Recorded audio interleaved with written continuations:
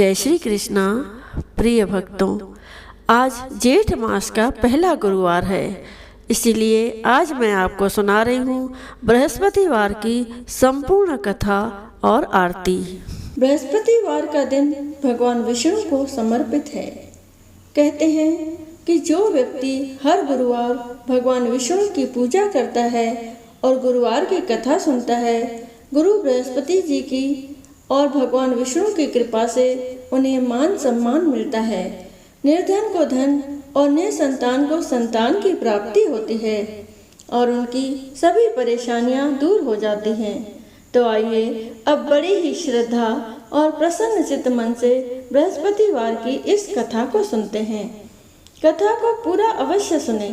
कथा को आधा अधूरा सुनने की गलती बिल्कुल भी न करें। तो सभी प्रेम से कहिए, गौरी पुत्र गणेश भगवान की जय। बोलिए लक्ष्मी नारायण भगवान की जय। बोलिए बृहस्पति देव की जय। अब सुनिए कथा। प्राचीन समय की बात है। भारतवर्ष में एक राजा राज्य करता था। वह बड़ा प्रतापी और दानी था। वह नित्य गरीबों और ब्राह्मणों की सेवा सहायता करता था। वह प्रतिदिन मंदिर में भगवान दर्शन को जाता था, लेकिन यह बात उसकी रानी को अच्छी नहीं लगती थी। वह न तो पूजन करती थी और न ही दान करने में उसका मन लगता था। एक दिन राजा शिकार खेलने वन को गए हुए थे, तो रानी और दासी महल में अकेली थी। उसी समय बृहस्पति देव साधु वेश में राजा के महल में भिक्षा के लिए गए और भिक्षा मांगी, तो रानी ने भिक्षा देने से मना कर दिया। रानी ने कहा कि हे साधु महाराज, मैं तो दान पुण्य से तंग आ गई हूँ। इस कार्य के लिए मेरे पति देव ही बहुत है। अब आप ऐसी कृपा करें कि सारा धन नष्ट हो जाए तथा मैं आराम से रह सकूं। साधु ने कहा, देवी तुम तो बड़ी अजीब हो। धन और संतान से कौन दुखी होता है? इसकी तो सभी कामना करते हैं। पापी भी पुत्र और धन की इच्छा करते हैं। अगर तुम्हारे पास अधिक धन है तो भूखे मनुष्यों को भोजन कराओ, प्याऊ लगवाओ, ब्राह्मणों को दान दो, कुआं, तालाब, बावड़ी, बाग बगीचे आदि का निर्माण कराओ, मंदिर, पाठशाला, धर्मशाला बनवाकर दान दो, निर्धनों की कुंवारी कन्याओं का विवाह कराओ, साथ ही यज्ञ आदि कर्म करो, अपने धन को शुभ कार्यों में खर्च करो। ऐसा करने से तुम्हारा नाम परलोक में सार्थक होगा एवं स्वर्ग की प्राप्ति होगी। लेकिन रानी पर उपदेश का कोई प्रभाव न पड़ा। वह बोली, महाराज, मुझे ऐसे धन की आवश्यकता नहीं जिसको मैं अन्य लोगों को दान दूं, जिसको रखने और संभालने में ही मेरा सारा समय नष्ट हो जाए। अब आप ऐसी कृपा करें कि सारा धन नष्ट हो जाए तथा मैं आराम से रह सकूं। साधु ने उत्तर दिया, यदि तुम्हारी ऐसी इच्छा है तो जैसा मैं तुम्हें बताता हूँ तुम वैसा ही करना। बृहस्पतिवार को घर को गोबर से लीपना, अपने केशों को पीली मिट्टी से धोना, राजा से कहना वह बृहस्पतिवार को हजामत बनवाए, भोजन में मांस मदिरा खाना और कपड़ा धोबी के यहाँ धुलने डालना। ऐसा करने से 7 बृहस्पतिवार में ही आपका सारा धन नष्ट हो जाएगा। इतना कहकर वह साधु महाराज वहाँ से अंतर्ध्यान हो गए। इसके बाद रानी ने वही किया जो साधु ने बताया था। 3 बृहस्पतिवार ही बीते थे कि उसका समस्त धन संपत्ति नष्ट हो गया और भोजन के लिए राजा रानी तरसने लगे। तब एक दिन राजा ने रानी से कहा कि तुम यहाँ पर रहो, मैं दूसरे देश में चाकरी के लिए चला जाऊँ, क्योंकि यहाँ पर मुझे सभी मनुष्य जानते हैं, इसीलिए कोई कार्य नहीं कर सकता। देश चोरी परदेश भीख बराबर है।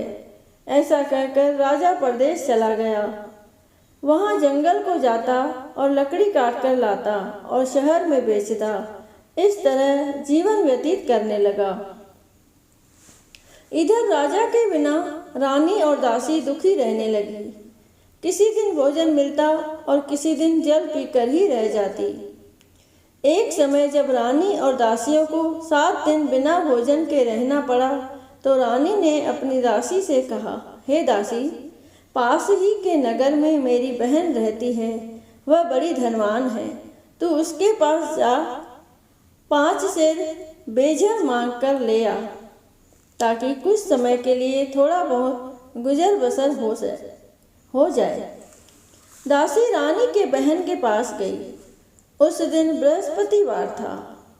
रानी की बहन उस समय बृहस्पतिवार की कथा सुन रही थी। दासी ने रानी की बहन को अपनी रानी का संदेश दिया, लेकिन रानी की बहन ने कोई उत्तर नहीं दिया। जब दासी को रानी की बहन से कोई उत्तर नहीं मिला तो वह बहुत दुखी हुई। उसे क्रोध भी आया। दासी ने वापस आकर रानी को सारी बात बता दी। सुनकर रानी ने कहा कि हे दासी, इसमें उसका कोई दोष नहीं है। जब बुरे दिन आते हैं तब कोई सहारा नहीं होता। अच्छे बुरे का पता विपत्ति में ही लगता है। जो ईश्वर की इच्छा होगी वही होगा। यह सब हमारे भाग्य का दोष है। यह सब कहकर रानी ने अपने भाग्य को कोसा।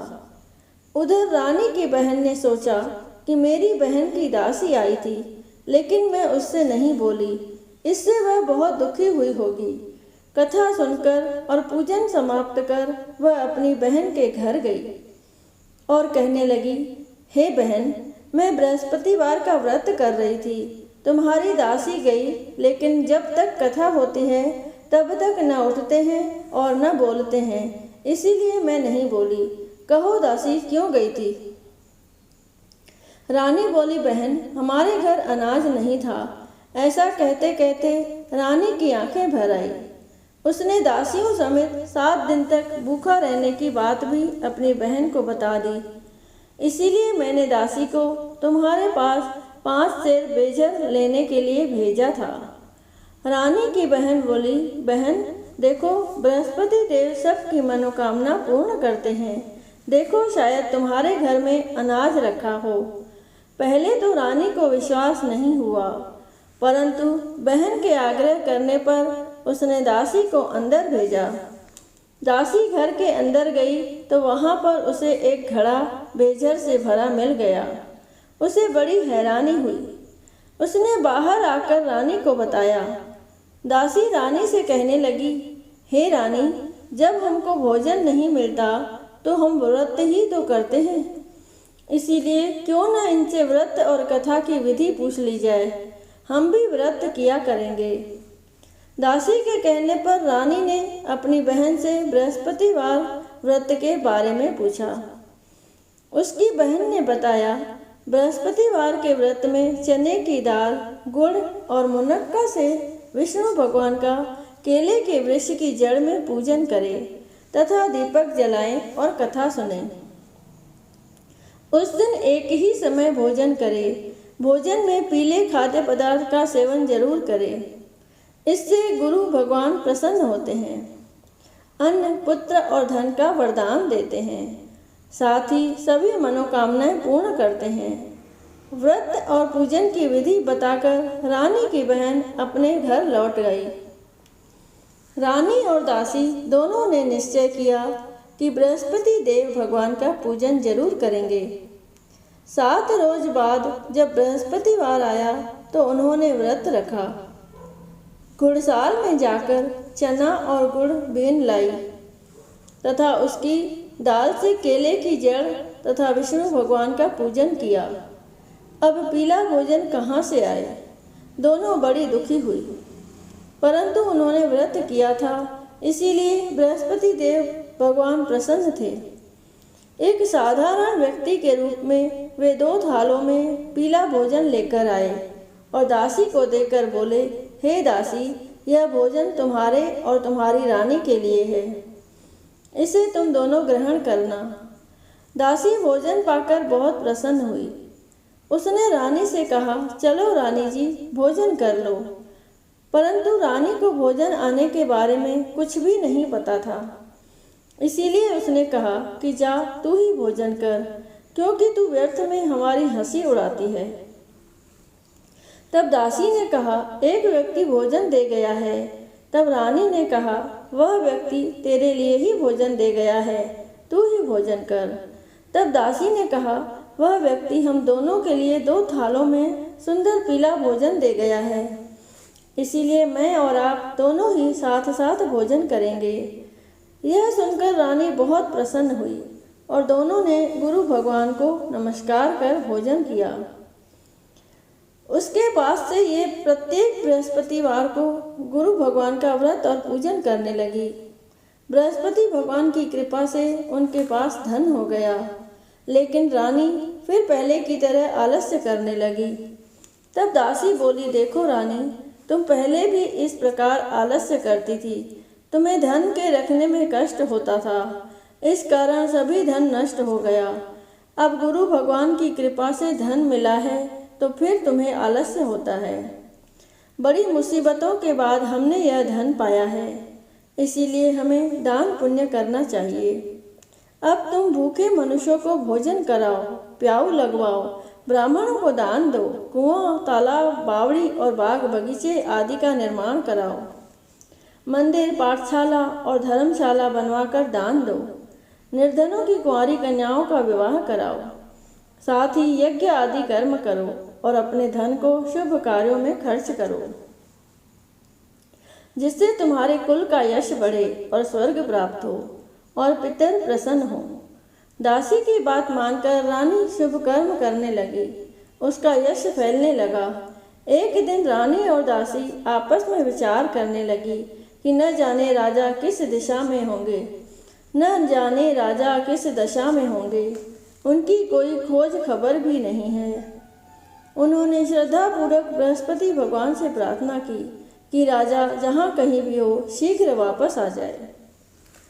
उसी रात्रि को बृहस्पति देव ने राजा को स्वप्न में कहा कि हे राजा, उठ, तेरी रानी तुझको याद करती है, अपने देश को लौट जा। राजा प्रातःकाल उठा और जंगल से लकड़ी काटने के लिए जंगल की ओर चल पड़ा। जंगल से गुजरते हुए विचार करने लगा कि रानी की गलती से उसे कितने दुख भोगने पड़े। राजपाट छोड़कर जंगल में आकर रहना पड़ा। जंगल से लकड़ी काटकर शहर में बेचकर गुजारा करना पड़ा और अपनी दशा को याद करके व्याकुल होने लगा। उसी समय राजा के पास बृहस्पति देव साधु के वेश में आकर बोले, हे लकड़हारे, तुम इस सुनसान जंगल में किस चिंता में बैठे हो, मुझे बतलाओ। यह सुन राजा के नेत्रों में जल भर आया। साधु की वंदना कर राजा ने अपनी संपूर्ण कहानी सुना दी। महात्मा दयालु होते हैं। वे राजा से बोले, हे राजा, तुम्हारी पत्नी ने बृहस्पति देव के प्रति अपराध किया था, जिसके कारण तुम्हारी यह दशा हुई। अब तुम चिंता मत करो, भगवान तुम्हें पहले से अधिक धन देंगे।